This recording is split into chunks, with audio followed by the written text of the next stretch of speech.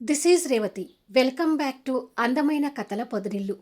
ప్రియమైన రాక్షసి episode number 151. Chaitanya Sirisha కొట్లాటలో మధ్యలో బలైంది ఎవరు? కథలకు వెళ్ళబోయే ముందు దయచేసి వీడియోకి ఒక లైక్ ఇవ్వండి, అలాగే హైప్ ఇచ్చి వీడియోని సపోర్ట్ చేయండి. స్టోరీస్ నచ్చినట్టయితే మన ఛానల్ని తప్పకుండా షేర్ చేయండి. ఇక కథలోకి వెళ్ళిపోదాం. అంతా నా చెల్లెలదే తప్పు అని మాట్లాడతావేంటి? అరటి తొక్కల వంకతో నిజంగానే నీ అన్న నా చెల్లెల మీద పడి ఉంటాడు అంటూ అశ్విన్ ఆనంది మీదకు గొడవకు దిగుతాడు. మా అన్నేమి అలాంటివాడు కాదు, చాలా మంచివాడు. మొదట్నుంచి ఈ శివంగినే మా అన్నయ్యని ఏడిపించే దుర్మార్గురాలుగా మారింది అంటుంది ఆనంది. ఏయ్, నా చెల్లెను అలా అంటే తాట తీస్తాను. మీ అన్న పచ్చి మోసగాడు అంటాడు అశ్విన్. నువ్వు మా అన్నను తిట్టినా కూడా నేను ఊరుకోను. అసలు మా అన్న లాంటివాడు నీ చెల్లెలికి మొగుడు అయినందుకు నీ చెల్లెలు అదృష్టవంతురాలు అనుకోవాలి అని అంటుంది ఆనంది. కాదు, మీ అన్న నా చెల్లెలికి మొగుడుగా రావటం నా చెల్లెలు దురదృష్టం అంటాడు అశ్విన్. అబ్బా, ఇప్పుడు వాళ్ళిద్దరికి బదులు మీరిద్దరు గొడవకు దిగారా అంటుంది నందిత సీరియస్ అవుతుంది. గొడవలు ఎందుకమ్మా, ఉన్న 4 రోజులు ఇక్కడ అందరూ సంతోషంగా ఉండండి అంటాడు అమర్. అది నీ అల్లుడికి చెప్పుకోండి. నీ అల్లుడు నా జోలికి వస్తే మాత్రం ఊరుకోను. ఇంతకంటే పెద్ద గొడవే చేస్తాను అంటుంది శివంగి. నీకే నోరు ఉంది అనుకున్నావా? నీకే గొడవ చేసే తెగింపు ఉందనుకున్నావా? నువ్వు గొడవ చేస్తే నేను అంతకంటే ఎక్కువ డబల్ గొడవ చేస్తాను అంటూ చైతన్య షర్టు హ్యాండ్స్ ఫోల్డ్ చేస్తుంటాడు. ఏమిట్రా పెద్ద ఫోజులు కొడుతున్నావు అంటూ చేతుని మళ్ళీ కొట్టడానికి కింద వెతుకుతూ ఉంటే ఫ్లవర్ వాజ్ పింక్ అని స్టాండ్ కనిపిస్తుంది. అది చేతిలోకి తీసుకుని దాన్ని చూస్తూ, ఇందాక నేను ఇది వేసినప్పుడు ఇది నీకు తగ్గలేదు కదా, ఈసారి మాత్రం నీకిది తగిలేటట్టుగా విసిరేస్తాను అని విసిరేయబోతుంటే, ఈ రాక్షసి జీవితంలో నన్ను ఏమీ అనుభవించనివ్వకుండా చంపేసేలాగా ఉంది అని అనుకొని చైతన్య పారిపోతుంటే, ఎక్కడికి పారిపోతున్నావు, ఉండు నీ సంగతి చెప్తాను అంటూ శివంగి చైతన్య వెంట పడుతుంటుంది. అన్నయ్య, త్వరగా పరిగెత్తు, లేదంటే ఈ శివంగిని తలకాయ పగలగొడుతుంది అంటూ ఆనంది వాళ్ళ అన్న గురించి కంగారు పడుతూ చెప్తుంది. శిరీష, వెళ్ళు, బాగా పరిగెత్తి దానితో వాడి తలకాయ పగలకొట్టు అంటూ అశ్విన్ చెల్లెలకి సపోర్ట్ చేస్తాడు. వాళ్ళ గొడవ ఆపాలని చూడకుండా ఏంట్రా మీరు కూడా వాళ్ళని ఇంకా రెచ్చగొడుతున్నారు అంటుంది నందిత. అమ్మ శిరీష, అలా కొట్టుకోవడం కరెక్ట్ కాదమ్మా అని అమర్ అంటూ ఉండగా తండ్రి మాటను అసలు లెక్కచేది కాబట్టి చైతన్య వెంట పడుతూనే ఉంటుంది శివంగి. అయ్యో, మీ అరటి తొక్కల కారణంగా వీళ్ళ మధ్య పెద్ద యుద్ధమే జరుగుతుంది అని అంటుంది ముత్యాలు దమయంతి గారికి మాత్రమే వినిపించేటట్టుగా. ఇష్, నోర్మి, విన్నారంటే వీళ్ళంతా నా మీదకి యుద్ధానికి వస్తారు అంటూ ముత్యాలు నోరు మూయిస్తుంది. రేయ్ చుంచు మొహం, ఇవాళ నా చేతులు అయిపోయావు అంటూ శివంగి చేతిని ఎలాగైనా కొట్టాలని ఉద్దేశంతోనే చైతన్య వెంట పరిగెత్తుతూ ఉంటుంది. నువ్వు నన్ను ఏమీ చేయలేవి ముంగీస మొహందానా అంటూ చైతన్య ఆ ఇల్లు మొత్తం పరిగెత్తుతూ ఉంటాడు. వాళ్ళిద్దరూ అలా గొడవ పడుతూ ఇల్లంతా పరిగెత్తుతుంటే అక్కడ ఉన్న అందరూ వాళ్ళని చూసి కాస్త నవ్వుతుంటారు. చైతన్య ఒక గుంజం చాటు నిలబడి తొంగి చూస్తూ, నన్ను కొట్టలేవని చెప్పాను కదా అని అంటాడు. ఎలా కొట్టలేను నేను చూస్తాను అంటూ చేతిన తలకి సూటిగా పెట్టి దాన్ని విసిరేస్తుంది శివంగి.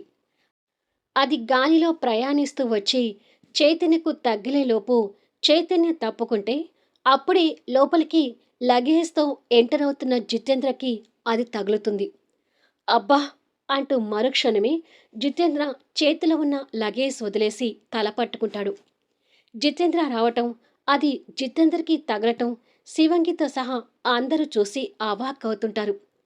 జితేంద్రకి నుదిటి మీద తగిలి కొంచెం రక్తం కనిపిస్తుంటే, అయ్యో చూసుకోలేదు జితేంద్ర అంటూ శివంగి దగ్గరికి వెళ్తుంది.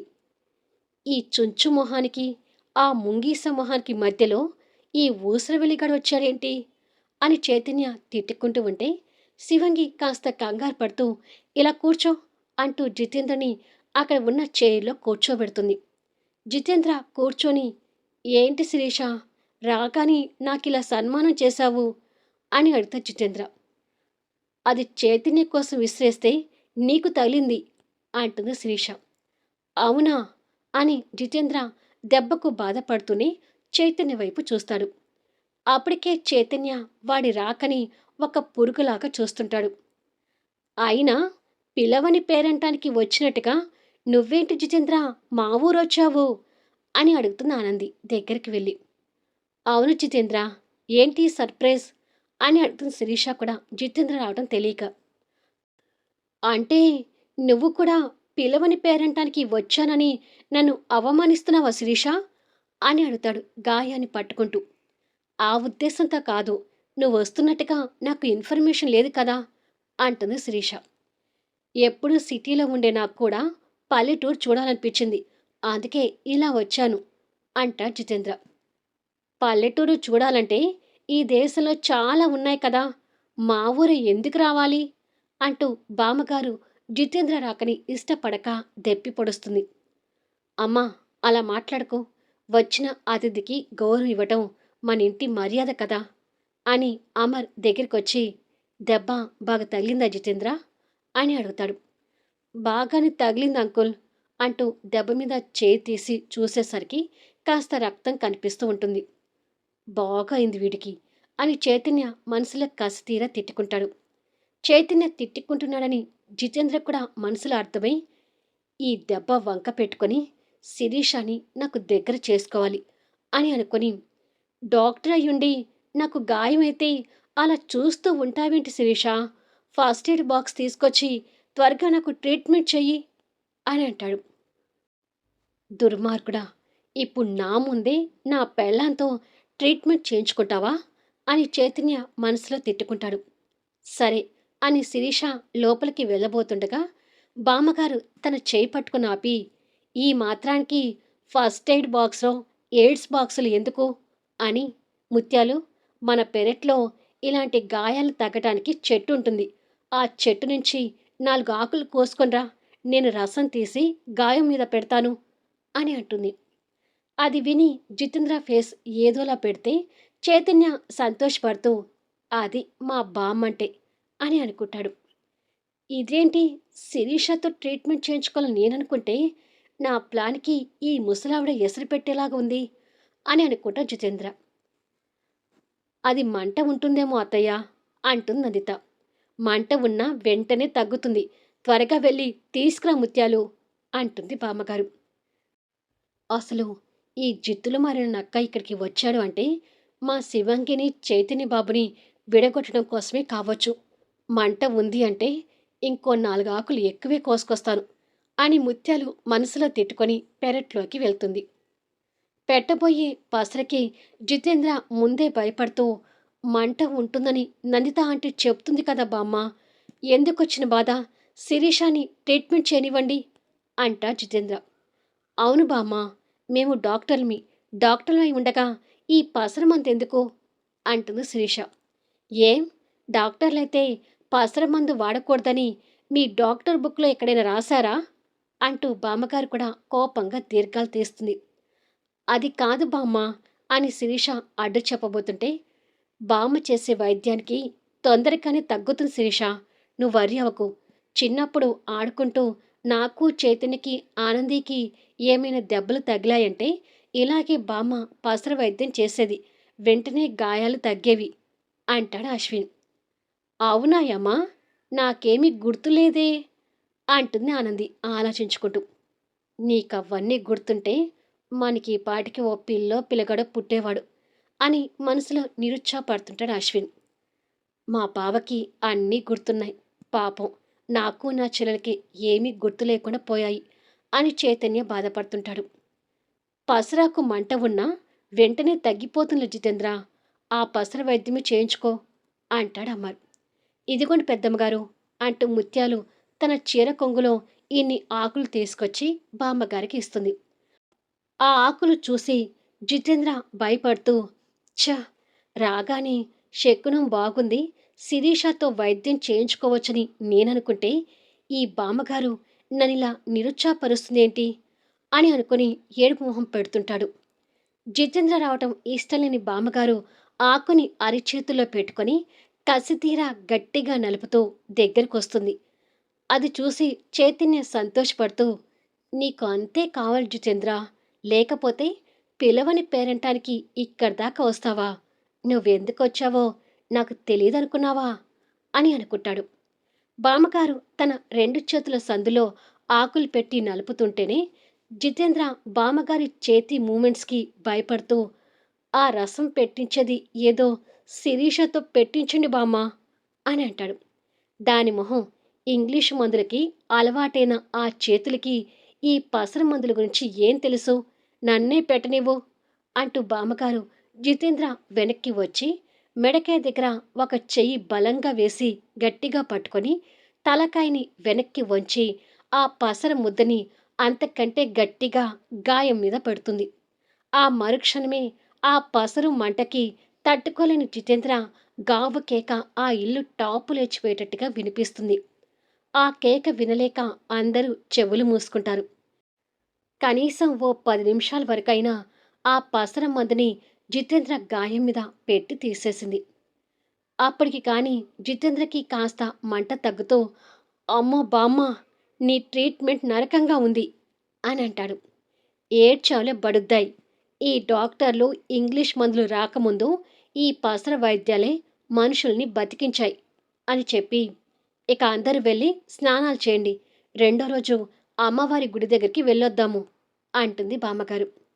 సరే అని చెప్పి అమర్, నందిత, ఆనంది, అశ్విన్ అక్కడి నుండి వెళ్ళిపోతారు. నేను కూడా గుడి దగ్గరికి వస్తాను బామ్మ అని జితేంద్ర అంటే, ఊరికి వచ్చాక అమ్మవారి గుడి దగ్గరికి రాకుండా ఎందుకుంటావులే, కానీ ఇప్పుడే నువ్వు స్నానం చేయొద్దు. ఈ పసర కాస్త గాయం మీద ఉండనివ్వు అని అంటుంది.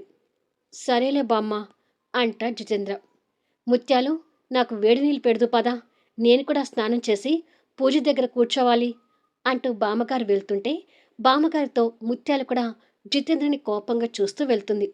ఇక అక్కడ జితేంద్ర, శిరీష, చైతన్య ఉంటారు.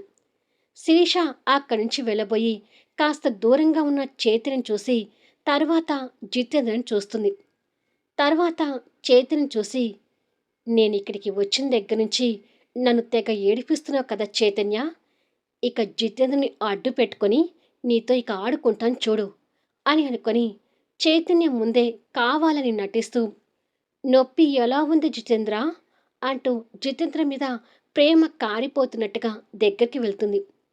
అక్కడి నుంచి వెళ్ళబోయిన చైతన్య శివంగి మాటలు విని షాక్ అవుతూ వాళ్ళ వైపు చూసేసరికి శివంగి జితేంద్ర తల నుదురు పట్టుకొని కాస్త రబ్బు చేస్తుంటుంది.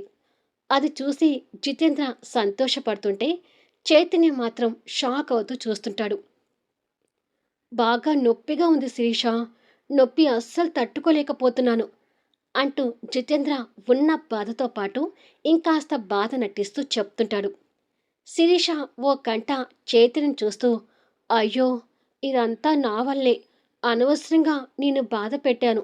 నువ్వు బాధపడుతుంటే ఇక్కడ నా మనసు కూడా తెగ బాధపడుతుంది అంటూ లేడి ప్రేమను వలకబోస్తూ నటిస్తుంటే, ఓసిని ఏసాలో, నాకు కూడా టైం వస్తుందే, అప్పుడు చెప్తాను నీ సంగతి అని చైతన్య మనసులో తిట్టుకుంటాడు. మళ్ళీ నెక్స్ట్ వీడియోలో కలుద్దాం. శిరీష చేసే ఓవర్ యాక్షన్కి చైతన్య ఎలా పంచివ్వబోతున్నాడు? జితేంద్ర రాకతో చైతన్య శిరీష మధ్య ఎలాంటి టామ్ అండ్ జెర్రీ సన్నివేశాలు రాబోతున్నాయి? అమర్ కుటుంబంలో సంతోషాలు దూరం చేయడానికి శశాంక్ ఏం చేయబోతున్నాడు? కథ నచ్చితే లైక్ చేయండి, హైప్ ఇవ్వండి, మీ అమూల్యమైన అభిప్రాయాలను తెలియచేయండి. అలాగే మన స్టోరీస్ని తప్పకుండా షేర్ చేయండి. Thank you for listening.